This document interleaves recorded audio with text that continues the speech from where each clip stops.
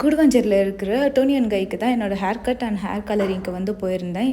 இது வரைக்கும் நான் ஹேர் கட் பண்ணவங்க எல்லாருமே வந்து நாம் சொன்ன லென்த்தை விட இன்னும் அதிகமாக வந்து கட் பண்ணிவிடுவாங்க. அதாவது ஷார்ட்டாக வந்து கட் பண்ணிவிடுவாங்க. இவங்க மட்டும்தான் எனக்கு லென்த் அதிகமாக விட்டு கட் பண்ணிவிட்டு கலரிங் பண்ணதுக்கப்புறமா உங்களுக்கு அப்போவும் லென்த் அதிகமாக தெரிஞ்சதுன்னா இன்னும் கொஞ்சம் வந்து ட்ரிம் பண்ணிக்கலாம் அப்படின்னு வந்து சொல்லி எனக்கு வந்து ஹேர் கட் பண்ணியிருந்தாங்க.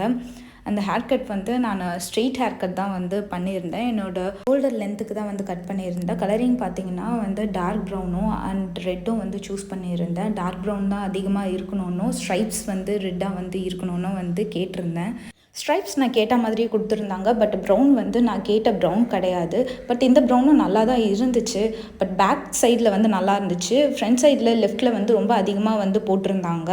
நான் ரெஃபரன்ஸ் பிக் எதுவுமே வந்து கொண்டு போகல. Reference book is highly advisable. கண்டிப்பாக கொண்டு போங்க.